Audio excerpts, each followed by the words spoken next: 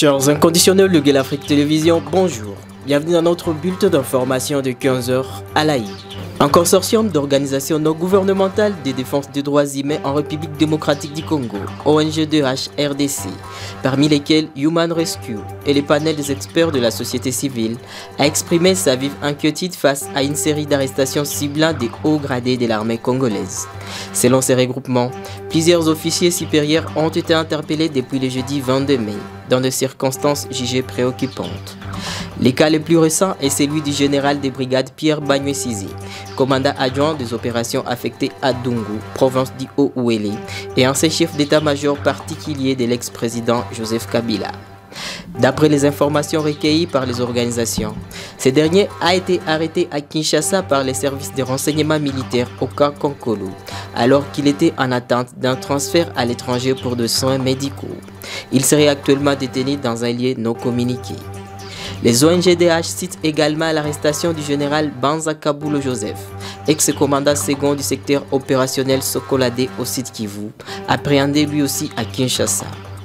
L'ONG congolaise La Voix de Sans Voix pour le droit de l'homme VSV a tenu ce mercredi un point de presse à Kinshasa, au cours duquel elle a exprimé de vives inquiétudes quant à l'état de gouvernance et des droits humains en République démocratique du Congo. Cette sortie médiatique intervient dans un contexte marqué par une intensification des tensions dans l'est du pays et par la récente réapparition publique de l'ancien président Joseph Kabila Kabange. Dans sa déclaration, la VSV a dénoncé la persistance de pratiques que l'on estime contraires aux principes démocratiques, notamment la corruption, l'impunité, l'instrumentalisation de la justice, ainsi que les rétrécissements de l'espace civique. Des dérives, selon elle, qui rappellent les années sombres du régime précédent. La mission de bon office de l'Assemblée parlementaire de la francophonie, actuellement à Kinshasa, s'inscrit dans le cadre des efforts diplomatiques visant à contribuer à la paix et à la stabilité en République démocratique du Congo, en particulier dans l'est du pays où la situation sécuritaire demeure extrêmement tendue. Lors de cette mission, les parlementaires congolais de la majorité ont exprimé des revendications claires et fermes. Le retrait immédiat des troupes rwandaises et la cessation totale de tout soutien au mouvement rebelle M23 AFC. Ces exigences font écho aux accusations récurrentes de Kigali soutenant activement le M23, une position également partagée par plusieurs rapports d'experts des Nations Unies. Le parlementaire congolais insiste sur le fait que la paix durable ne sera possible que si les acteurs régionaux respectent la souveraineté de la RDC et mettent fin aux ingérences militaires.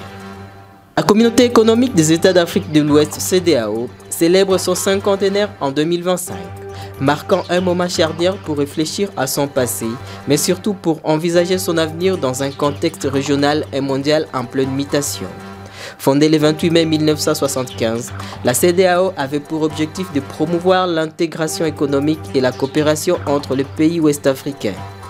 50 ans plus tard, cet anniversaire est une occasion de dresser un bilan critique et de tracer les perspectives pour un avenir plus stable, prospère et solidaire. De ces bulletins d'information sur Guelafrique Télévision, retrouvez les développements de ces titres et bien d'autres dans notre grande édition de 19h. Et n'oubliez pas de vous abonner sur notre chaîne Guelafrique Télévision.